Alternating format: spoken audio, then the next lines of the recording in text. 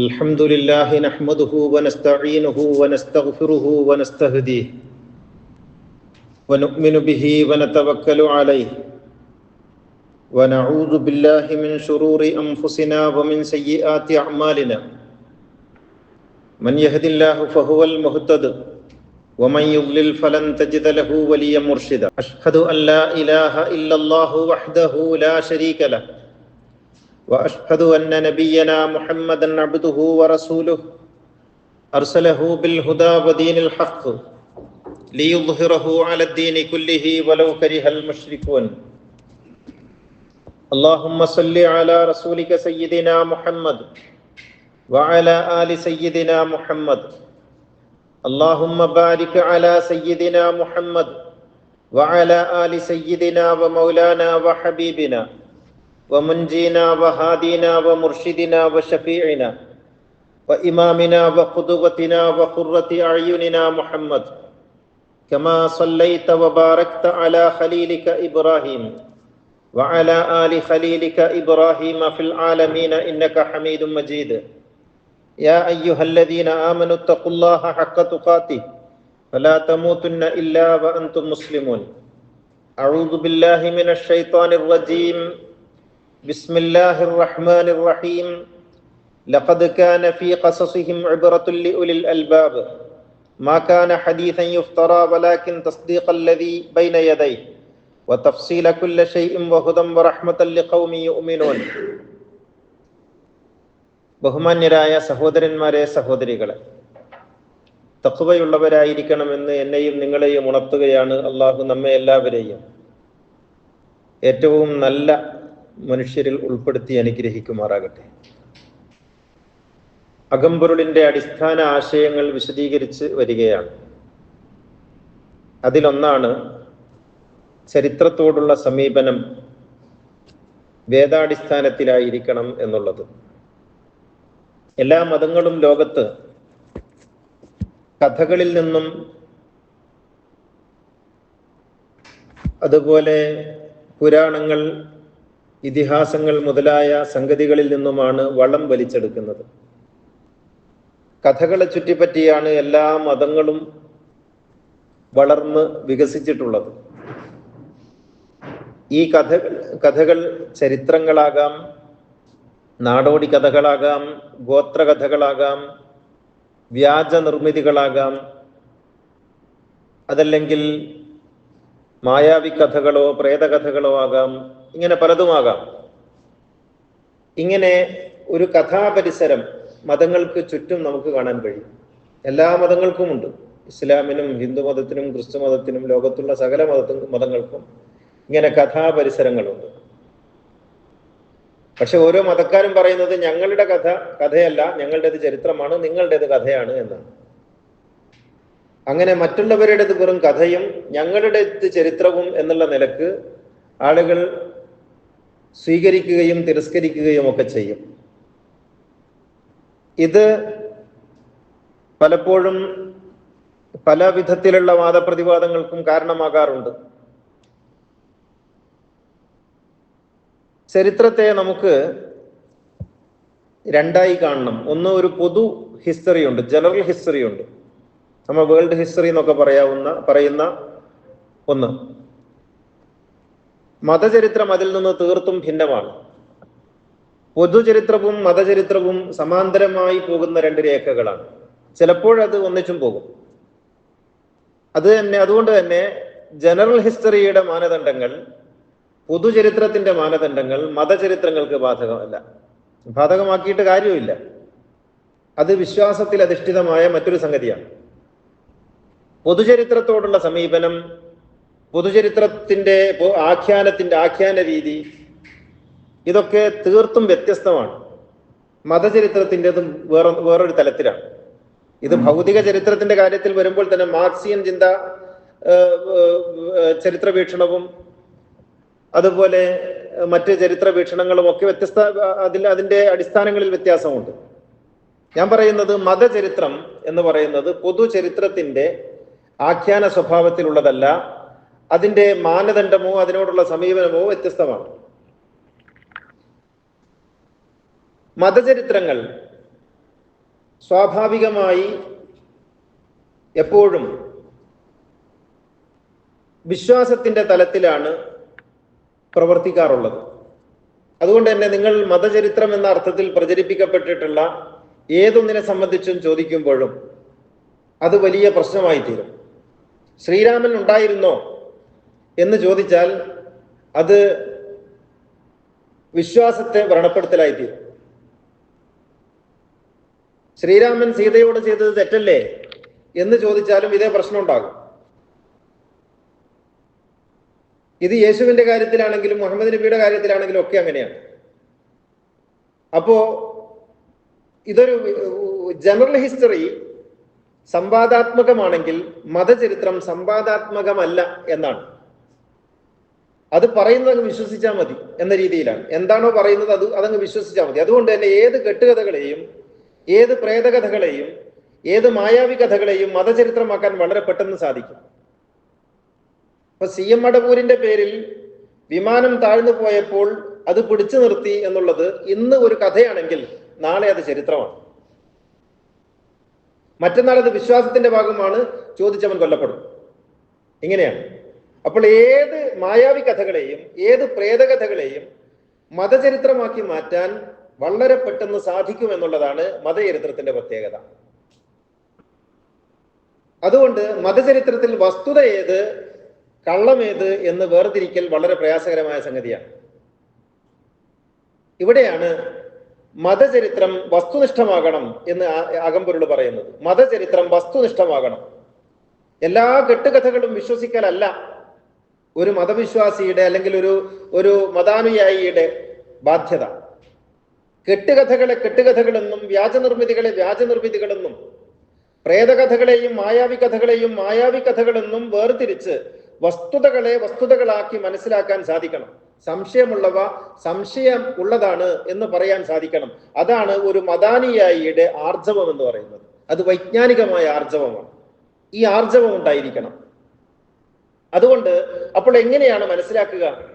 ഇപ്പൊ ഇസ്ലാമിക സമൂഹത്തിൽ എണ്ണിയാൽ തീരാത്ത കെട്ടുകഥകളുണ്ട്. അതിന് 7ാം ആകാശത്തു നിന്ന് തുടങ്ങുന്നുണ്ട്, അതിനും അപ്പുറത്തുനിന്ന് തുടങ്ങുന്നുണ്ട്.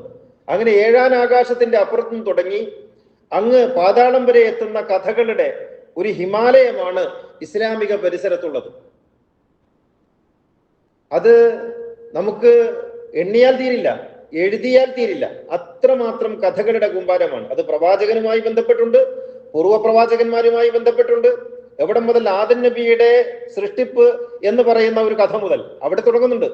ആദം നബിയുടെ സൃഷ്ടിപ്പ് എന്നൊരു കഥ മുതൽ ഉണ്ട്. അത് പിന്നെ മണ്ണെടുക്കാൻ വേണ്ടി ഭൂമിയിലേക്ക് മാലാഖമാർ വരുന്നത് മുതൽ എന്തെന്തൊക്കെ കഥകളുടെ പരിസരമാണ് ഈ മത രംഗത്തുണ്ടാക്കി വെച്ചിട്ടുള്ളത്. ഇതൊക്കെയും വിശ്വാസത്തിന്റെ ഭാഗമാണ്. ചോദിച്ചവൻ കാഫിറായി മുർത്തദായി എന്നുള്ളതാണ്. അവിടെ യുക്തി പ്രശ്നമല്ല, അതിന്റെ പ്രാമാണികത പ്രശ്നമല്ല, ഒന്നുമല്ല.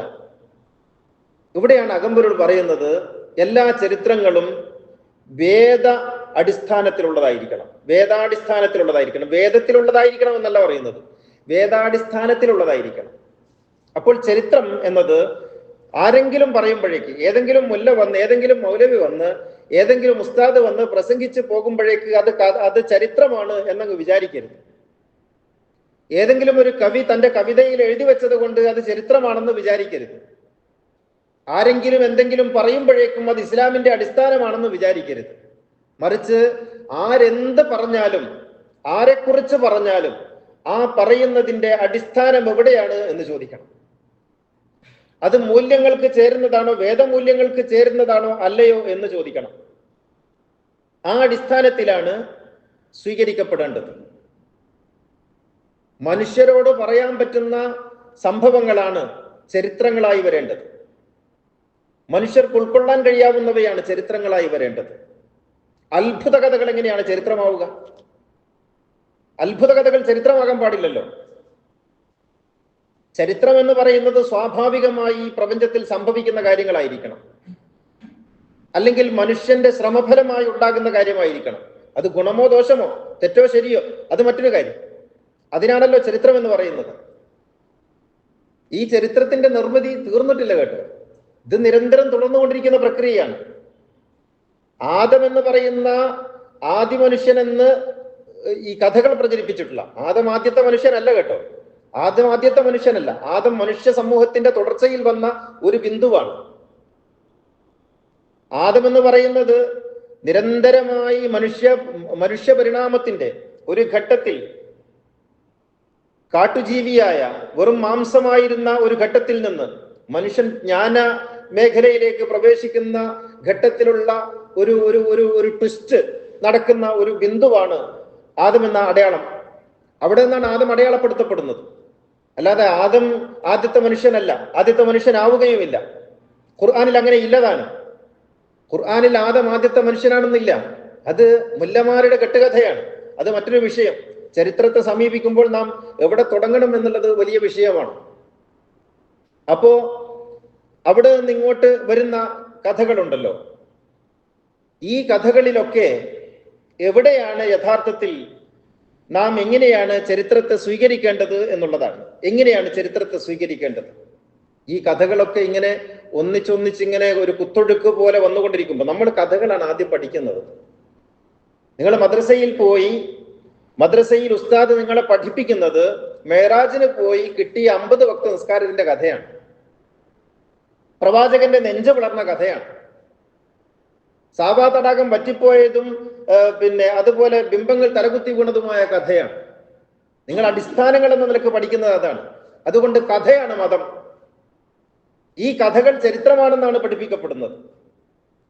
അപ്പോൾ കഥകളിലൂടെയാണ് നാം നമ്മുടെ വിശ്വാസത്തെ രൂപപ്പെടുത്തിയിട്ടുള്ളത്. ഈ കഥകളിൽ ഏതെങ്കിലും ഒന്ന് പറയുമ്പോൾ, അതുകൊണ്ടാണ് ആയിഷ ബീവി പ്രവാചകന്റെ പത്നിയല്ല എന്ന് പറഞ്ഞപ്പോൾ സമൂഹം ഒന്നടങ്കം ഞെട്ടിയത്. കാരണം അക്കഥയായിരുന്നു അവരെ മുന്നോട്ട് നയിച്ചിരുന്നത്. അക്കഥയായിരുന്നു അവർക്ക് പഥ്യമായിരുന്നത്. അശ്ലീല കഥകൾ പോലും, ആഭാസ കഥകൾ പോലും അടിസ്ഥാനം എന്ന നിലക്കാണ് സ്വീകരിക്കപ്പെട്ടിട്ടുള്ളത്. അപ്പോൾ ഇവിടെയാണ് ചരിത്രത്തെ, ചരിത്ര വസ്തുതകളെ വസ്തുതകളായി കാണാനും മാലിന്യങ്ങളെ മാലിന്യങ്ങളായി കാണാനും കഴിയണം. അബദ്ധവശാൽ 99% മാലിന്യങ്ങളും 1% വസ്തുതയുമാണ് മതകഥകളിലുള്ളത്. അത് ഇസ്ലാമിന്റെ മാത്രം കാര്യമല്ല, അത് ഹിന്ദു മതത്തിലെടുത്താലും അങ്ങനെ തന്നെയാണ്. പുഷ്പക വിമാനവും ചാണകത്തിന്റെ രാസസൂത്രവും ഒക്കെ ഇങ്ങനെ വന്ന കഥകളിൽ നിന്നുണ്ടായതാണ്. ഇത് ക്രിസ്തു മതത്തിലും കുറവൊന്നുമല്ല. എല്ലാ മതങ്ങളിലും ഇങ്ങനെ ഈ കഥകൾ മനുഷ്യന്റെ കണ്ണു കെട്ടാൻ, മനുഷ്യനെ പൊട്ടനാക്കാൻ, മനുഷ്യനെ വിഡ്ഢിയാക്കാൻ, മനുഷ്യന്റെ എല്ലാവിധ പ്രതികരണ ശേഷിയെയും ഇല്ലാതാക്കാൻ ഒരു കഥ മതി. ആ കഥയിലൂടെ മനുഷ്യനെ ഷണ്ഡീകരിക്കാൻ സാധിക്കും. ഇത് പണ്ടേ കണ്ടുപിടിച്ചതാണ്. അത് ഇന്നും തുടർന്നുകൊണ്ടിരിക്കുന്നുണ്ട്. ഇന്നത്തെ ഓരോ ഉസ്താദും ഓരോ പ്രഭാഷണത്തിലും ഒരു പുതിയ കഥ വിളമ്പും. ഓരോ അച്ഛനും വിളമ്പും കഥ, ഓരോ പൂജാരിയും വിളമ്പും കഥ. ഇങ്ങനെ കഥകൾ ഉണ്ടാക്കുന്ന ഫാക്ടറികളായിട്ടാണ് ഈ പ്രഭാഷകരെ നാം കാണേണ്ടത്. ഓരോ പ്രഭാഷകനും ചിന്തിക്കുന്നത് ഇന്ന് എന്തെനിക്ക് പുതിയ കഥ പറയാൻ കഴിയുമെന്നുള്ളതാണ്.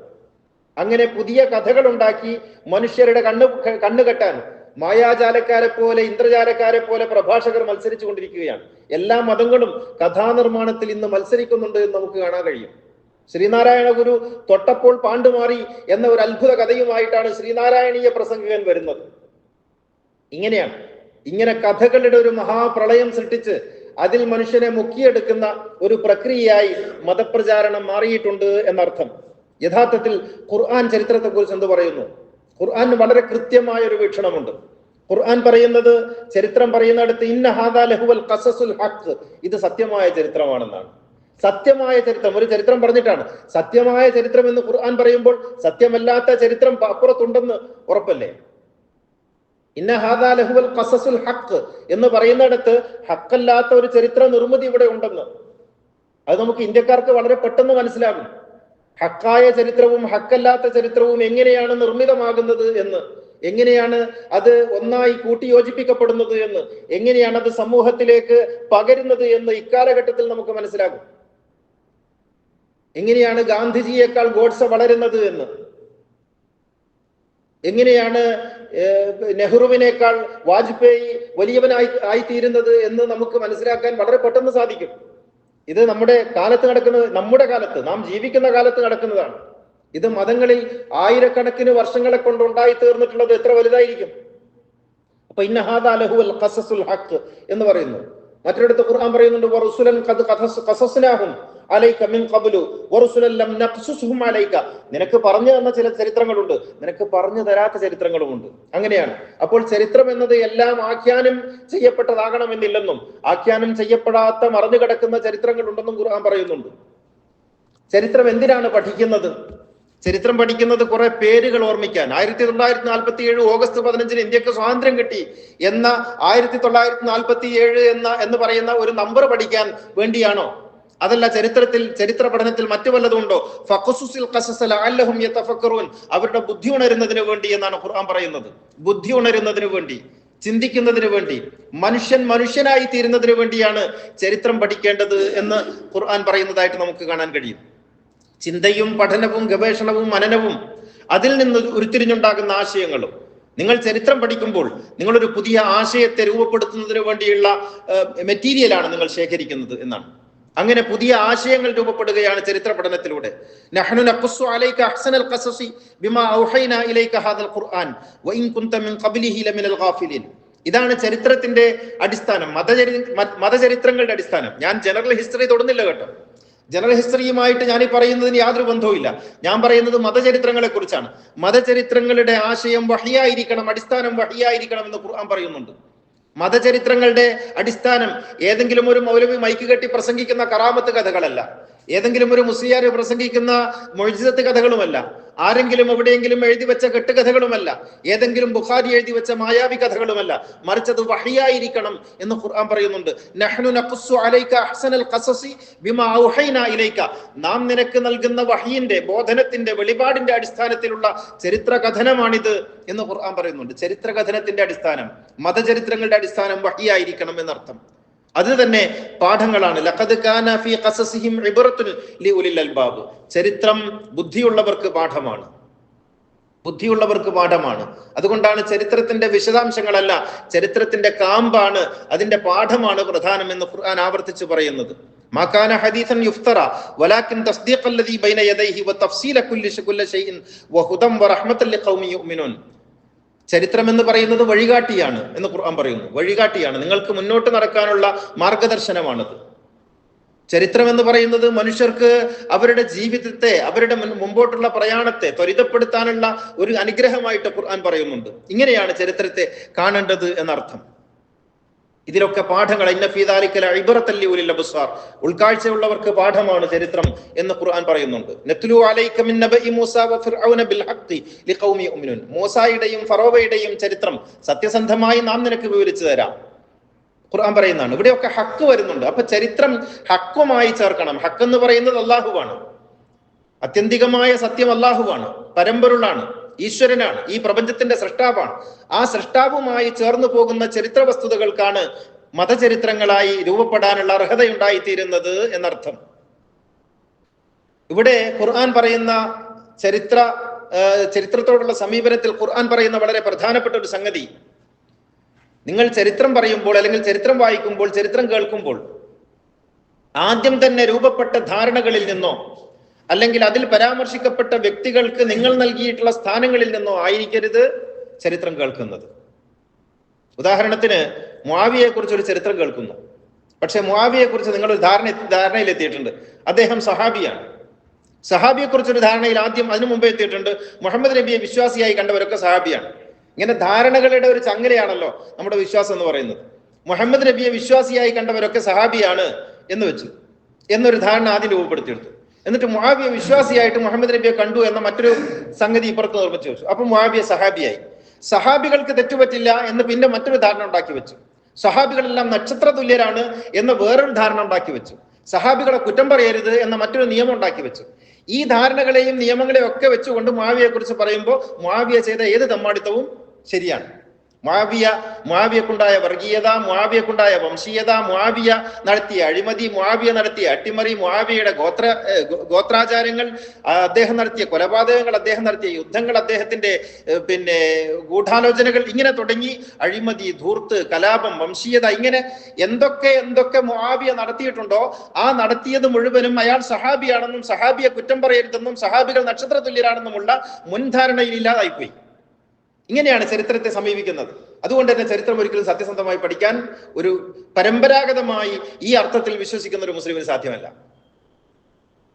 നിങ്ങൾ ഒരു മുൻധാരണയുമില്ലാതെ തുറന്ന മനസ്സോടുകൂടി ചരിത്രത്തെ സമീപിക്കുകയാണെങ്കിൽ, മതചരിത്രത്തെ സമീപിക്കുകയാണ്, എല്ലാ ചരിത്രത്തെയും സമീപിക്കേണ്ടത് അങ്ങനെ തന്നെ മതചരിത്രത്തെ സമീപിക്കുകയാണെങ്കിൽ നിങ്ങളുടെ കയ്യിൽ ഖുർആനെ ഉണ്ടാകാവൂ. ഖുർആൻ ആയിരിക്കണം നിങ്ങളുടെ മാനദണ്ഡം, മുഹമ്മദ് നബി ആയിരിക്കണം. അങ്ങനെ ഖുർആൻ മാനദണ്ഡമായി മുന്നോട്ട് വെച്ചിട്ട് നിങ്ങൾ മുആവിയയെ പഠിക്കണം. ലോകത്ത് ഇന്നേവരെ കണ്ടിട്ടില്ലാത്ത ഒരു കള്ളനെ നിങ്ങൾക്ക് കാണാം, ഒരു അഴിമതിക്കാരനെ കാണാം, ഒരു ഗൂഢാലോചനക്കാരനെ കാണാം, ഒരു യുദ്ധപ്രഭുവിനെ കാണാം, ഒരു ധൂർത്തനെ കാണാം, ഒരു സുഖാഡംബര പ്രിയനെ കാണാം. ഞാൻ മുആവിയയെ കുറിച്ച് പറയാനല്ലേ ഈ പറഞ്ഞത്. ഞാൻ പറയുന്നത് ചരിത്രത്തിന്റെ 2 ഡൈമെൻഷനുകളാണ്. നിങ്ങൾ ചരിത്രത്തെ എങ്ങനെ കാണുന്നു? നിങ്ങൾ ഉണ്ടാക്കിയിട്ടുള്ള, നിങ്ങൾക്ക് മതം നൽകിയിട്ടുള്ള, നിങ്ങൾക്ക് പുരോഹിതന്മാർ നൽകിയിട്ടുള്ള ഒരു മുൻധാരണകളുടെ കുഴലിലൂടെയാണ് നിങ്ങൾ കാണുന്നതെങ്കിൽ മുആവിയോളം വിശുദ്ധനായ മറ്റൊരു മനുഷ്യനുണ്ടാവില്ല. അലി അദ്ദേഹം കൊന്നു തള്ളിയിട്ടുള്ള സഹാബികളൊക്കെയും കൊല്ലപ്പെടേണ്ടവരാണ് എന്ന് നിങ്ങൾ മനസ്സിലാക്കും. അയാൾ ചെയ്ത എല്ലാ കൊലപാതകങ്ങളും പുണ്യമാണ് എന്ന് മനസ്സിലാക്കും. കാരണം നിങ്ങളുടെ കയ്യിലുള്ള കുഴല് ഖുർആനിന്റെ കുഴലല്ല, അത് പൗരോഹിത്യം സമ്മാനിച്ചിട്ടുള്ള കുഴലാണ്. അതേ സ്ഥാനത്ത് നിങ്ങൾ ഖുർആനിന്റെ കുഴലിലൂടെയാണ് നോക്കുന്നതെങ്കിൽ അദ്ദേഹത്തെ പോലുള്ള ഒരു കള്ളനെ, ഒരു കൊള്ളക്കാരനെ, ഒരു അഴിമതിക്കാരനെ, ഒരു ധൂർത്തനെ, ഒരു ഗൂഢാലോചനക്കാരനെ നിങ്ങൾക്ക് കാണാൻ കഴിയില്ല. അപ്പോൾ ചരിത്രത്തെ നാം ഏത് കുഴലിലൂടെ നോക്കുന്നു എന്നുള്ളത്. അതുപോലെ നിങ്ങൾ നോക്കൂ, മുഹമ്മദ് നബിയെ നിങ്ങൾ ഈ പുരോഹിതന്മാർ നൽകിയ കുഴലിലൂടെയാണ് കണ്ടിട്ടുള്ളതെങ്കിൽ മുഹമ്മദ് നബി ആഭാസനല്ലേ, വഷളനല്ലേ, വൃത്തികെട്ടയാളല്ലേ? മുഹമ്മദ് നബി യുദ്ധപ്രഭുവല്ലേ? എന്നാൽ ഖുർആൻ നൽകിയ കുഴലിലൂടെ നോക്കൂ, മുഹമ്മദ് നബിയോളം പ്രകാശമാനമായ ഒരു ഗോളം, ഒരു സൂര്യ തേജസ്സോടെ ഈ ഭൂമിയെ പ്രകാശിപ്പിക്കുന്ന, ഈ പ്രപഞ്ചത്തെ പ്രകാശിപ്പിക്കുന്ന ഒരു അധ്യാത്മ പ്രഭാവം മറ്റെവിടെയെങ്കിലും ഉണ്ടോ? അപ്പൊ നിങ്ങൾ ഏത് കുഴലിലൂടെ നോക്കുന്നു എന്നുള്ളതാണ്. അത് ഖുർആൻ നൽകിയ കുഴലിലൂടെ നോക്കുമ്പോഴാണ് യഥാർത്ഥത്തിൽ ചരിത്രത്തെ ചരിത്രം എന്ന നിലക്ക്, വസ്തുതകൾ എന്ന നിലക്ക് സ്വീകരിക്കാൻ കഴിയുന്നത്. അതുകൊണ്ടാണ് ഖുർആൻ പറയുന്നത് ഒരിക്കലും ഊഹമല്ല, ധാരണകളല്ല അടിസ്ഥാനമാകേണ്ടത്. ഒരിക്കലും ഊഹം സത്യത്തിന് പകരമാകില്ല എന്ന് ഖുർആൻ പറയുന്നുണ്ട്. നിങ്ങൾ ധരിച്ചു വച്ചിട്ടുള്ള ധാരണകൾ, ഞാൻ അങ്ങനെയല്ലല്ലോ പഠിച്ചത്. പലപ്പോഴും നമ്മളൊക്കെ ഈ വസ്തുതകൾ പറയുമ്പോൾ ആളുകൾ ചോദിക്കുന്ന ചോദ്യം, ഞാൻ അങ്ങനെയല്ലല്ലോ പഠിച്ചിട്ടുള്ളത് എന്നാണ്. അതെ, നമ്മെ പഠിപ്പിച്ചിട്ടുള്ളത് അങ്ങനെയല്ല എന്നുള്ളതാണ്. നിങ്ങൾ അങ്ങനെ പഠിക്കരുത് എന്ന് ആരൊക്കെ നിശ്ചയിച്ചിട്ടുണ്ട്. മുആവിയ വിശുദ്ധനായി കാണണമെന്ന്, മുഹമ്മദ് നബി വഷളനായി ചിത്രീകരിക്കപ്പെടണമെന്ന് ആരൊക്കെയോ നിശ്ചയിച്ചിട്ടുണ്ട്. അങ്ങനെ അവർ വെച്ച് തന്ന കണ്ണടയിലാണ് 6 വയസ്സുകാരിയായ ആയിഷ ബീവിയെ കല്യാണം കഴിച്ചു എന്ന് പറയുമ്പോൾ നിങ്ങൾക്ക് ന്യായീകരിക്കാൻ തോന്നുന്നത്. അങ്ങനെയാണ് 13 കല്യാണം കഴിച്ചു മുഹമ്മദ് നബി എന്ന് പറയുമ്പോൾ നിങ്ങൾക്ക് ഹഹ പറഞ്ഞിട്ട് ന്യായീകരിക്കാൻ തോന്നുന്നത്. 30 ആണ്ടുകളുടെ കുതിരശക്തിയുള്ള ഒരു മനുഷ്യനായിരുന്നുവെന്നും ഒരു രാത്രി തന്നെ 13 ഭാര്യമാരെ തൃപ്തിപ്പെടുത്തിയിരുന്നുവെന്നും ബുഖാരി എഴുതുമ്പോൾ നിങ്ങൾക്ക് പൊട്ടിച്ചിരിക്കാൻ തോന്നുന്നത് നിങ്ങൾ വെച്ച കണ്ണടയുടെ പ്രശ്നമാണ്, നിങ്ങൾക്ക് നൽകിയ ചരിത്ര വീക്ഷണത്തിന്റെ പ്രശ്നമാണ്. ഇതാണ് വിഷയം. അപ്പോൾ ചരിത്രത്തെ എങ്ങനെ സമീപിക്കണം എന്നുള്ളത് വളരെ പ്രധാനപ്പെട്ട ഒരു സംഗതിയാണ്. ഏത് കുഴലിലൂടെ കാണണം എന്നുള്ളതാണ്. പുരോഹിതന്മാർ വെച്ച് തന്ന കണ്ണടയാണോ, ഖുർആൻ വെച്ച് തന്ന കണ്ണടയാണോ? പുരോഹിതന്മാർ പറഞ്ഞു തന്ന കഥയാണോ, ഖുർആൻ പറഞ്ഞു തരുന്ന മാനദണ്ഡമാണോ പ്രധാനം എന്നുള്ളതാണ് ആലോചിക്കേണ്ടത്. അല്ലാഹു അനുഗ്രഹിക്കുമാറാകട്ടെ. അഖൂലു ഖൗലി ഹാദാ വഅസ്തഗ്ഫിറുല്ലാഹൽ അലീം ലി വലക്കും വഅസ്തഗ്ഫിഹി അന്നി വഅൻകും വഅൻ ജമീഇൽ മുസ്ലിമീന വൽ മുഅ്മിനീന അജ്മഈന ഫസ്തഗ്ഫിറുഹു ഇന്നഹു ഹുവൽ ഗഫൂറുർ റഹീം. അൽഹംദുലില്ലാഹില്ലദീ ഹദാനാ ലിഹാദാ വമാ കുന്നാ ലിനഹ്തദിയ ലൗലാ അൻ ഹദാനല്ലാഹ്. الصلاة والسلام على سيدنا محمد سيد الكونين محبوب رب المشرقين والمغربين خاتم الأنبياء سيد المرسلين مراد المشتاقين محبوب العاشقين جد الحسن والحسين صاحب الحرمين وابن الذبيحين سيدنا محمد بن عبد الله بن عبد المطلب صلى الله عليه وعلى آله وصحبه الذين جاهدوا بأموالهم في سبيل الله وباعوا نفوسهم لدين الهدى رضي الله عنهم ورضوا عنه ذلك لمن خشي ربه إن الله وملائكته يصلون على النبي يا أيها الذين آمنوا صلوا عليه وسلموا تسليما. സഹോദര സഹോദരികളെ, തഖ്വയുള്ളവരായിരിക്കണമെന്ന് ഒന്നുകൂടി ഉണർത്തുകയാണ്. ഖുർആൻ പറയുന്ന വളരെ പ്രധാനപ്പെട്ട മറ്റൊരു കാര്യം ചരിത്രവുമായി ബന്ധപ്പെട്ട്, ചരിത്രം ഭൂരിപക്ഷ അഭിപ്രായ പ്രകാരം തീരുമാനിക്കപ്പെടാനുള്ളതല്ല എന്നുകൂടിയാണ്. വഇൻ തുതി അക്സറ മൻ ഫിൽ അർളി യുദില്ലുക അൻ സബീലില്ലാഹ് യത്തബിഉന ഇല്ല ളന്ന വഇൻഹും ഇല്ലാ യഖ്റുസൂൻ.